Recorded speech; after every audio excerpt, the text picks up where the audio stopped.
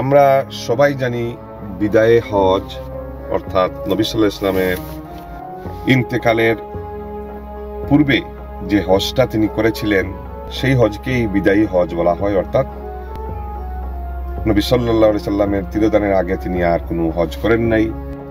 নবী সাল্লাল্লাহু আলাইহি ওয়াসাল্লাম হজ্জের কার্যাবলী সম্পাদন করে তিনি মদিনার দিকে ফিরে যাচ্ছেন, উনার সাথে উনার সাহাবীরাও। যাত্রা বিরতিতে উনারা ওই গ্রামটিকে অত্যন্ত যথোপযুক্ত মনে করেছিলেন, কিছু বিশ্রাম নিয়ে আবার উনারা চলতে থাকবেন, সাথে অনেক সাহাবারা। এবং সেখানে তাঁবু গাড়া হলো এবং সেখানের পাশে ছিল একটি কূপ। যেই কূপটির নাম, যে জলাশয় বা কূপ যেটাকে বলা হয়, সেই কূপটির নাম হচ্ছে গিয়ে গাদিরে খুম। এই গাদিরে খুমকে ঘিরে নবী সাল্লাল্লাহু আলাইহি ওয়াসাল্লামের আরেকটি ঐতিহাসিক খুতবা। আলীর ব্যাপারে অনেকে মনক্ষুণ্ণতা পোষণ করে। কিছু সাহাবীরা উনার উপর নারাজি ধারণা করতেন।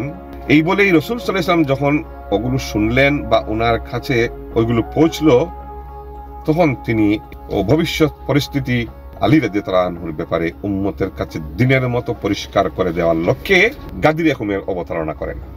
তিনি মিম্বর প্রস্তুত করার জন্য আদেশ দিলেন। আমি তোমাদের কাছে দুটি বস্তু ছেড়ে যাচ্ছি, একটি হলো আল্লাহর কিতাব, যাতে হিদায়াত ও জ্যোতি রয়েছে। তোমরা আল্লাহর কিতাবকে গ্রহণ করো ও তাকে দৃঢ়ভাবে ধারণ করো। তারপর তিনি বললেন, আমার আহলে বায়াতের ব্যাপারে আমি আল্লাহর কথা তোমাদেরকে স্মরণ করিয়ে দিচ্ছি। এই বলে তিনি 3 বার এই কথাগুলো পুনরাবৃত্তি করলেন। অতঃপর তিনি সাল্লাল্লাহু আলাইহি ওয়াসাল্লাম আলী রাদিয়াল্লাহু আনহুর হাত ধরে উঁচু করে বললেন, মান কুনতুম মাওলাহু ফাহাযা আলিউম মাওলাহু।